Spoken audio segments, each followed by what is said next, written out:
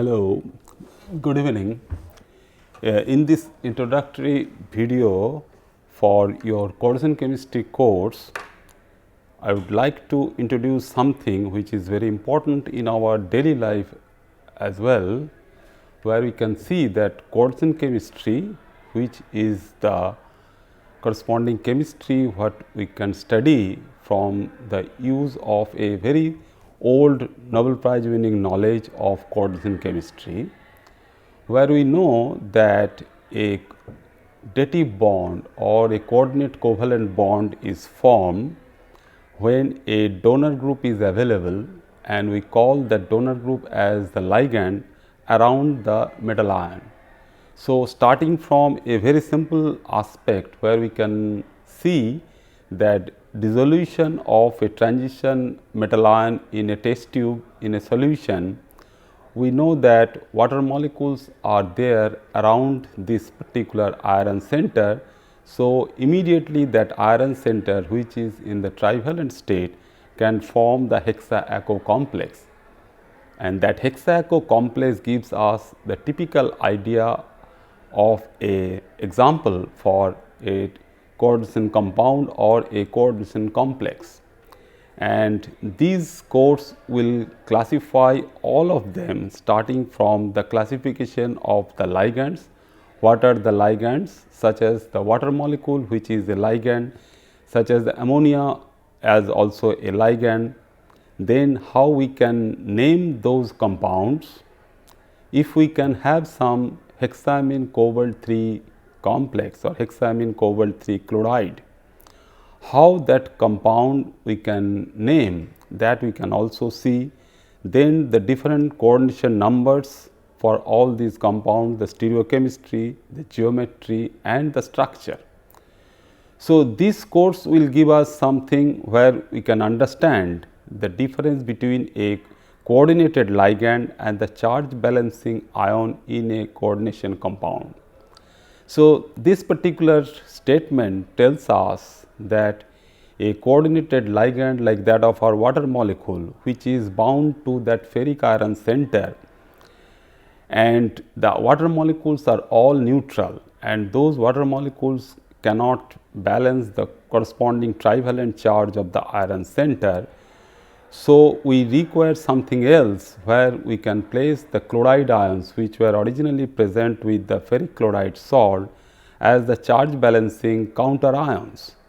And we will also see during this course that how these chloride ions can bind or coordinate to the metal center, or they remain outside the coordination sphere, which we can find as a corresponding chloride groups which are outside the coordination sphere.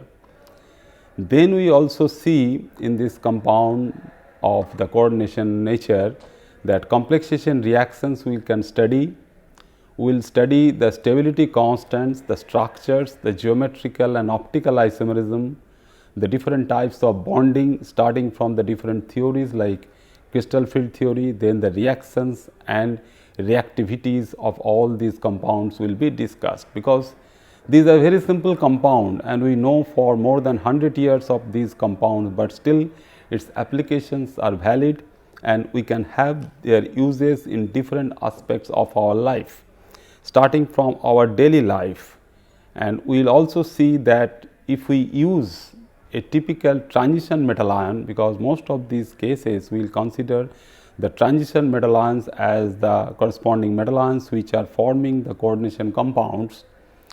So, they give rise to color,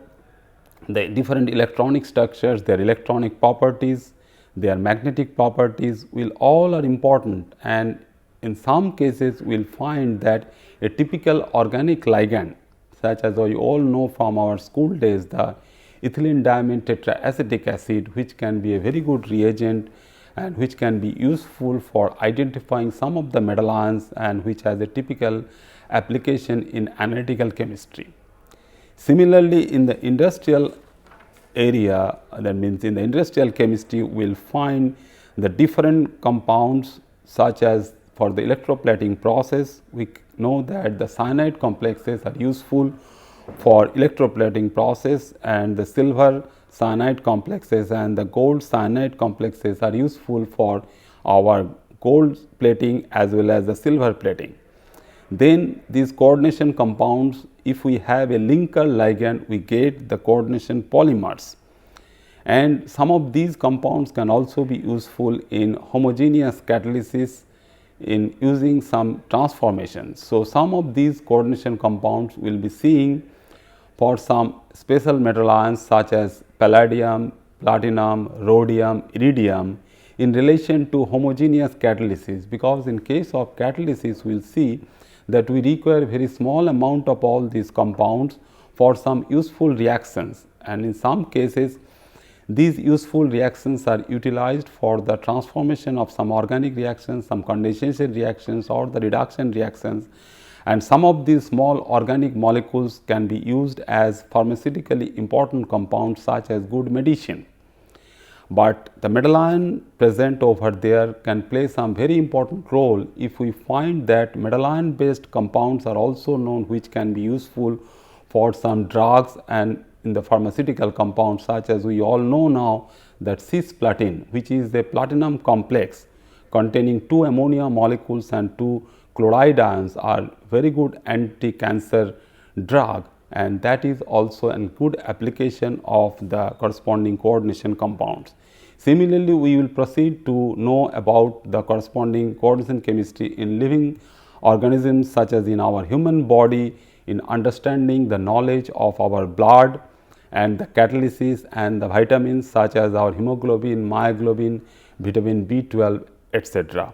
So, systematically starting from our knowledge how a coordination compound or a coordination complex is formed, we can study, and at the end we will find their applications starting from the catalysis to the living organisms. Thank you very much.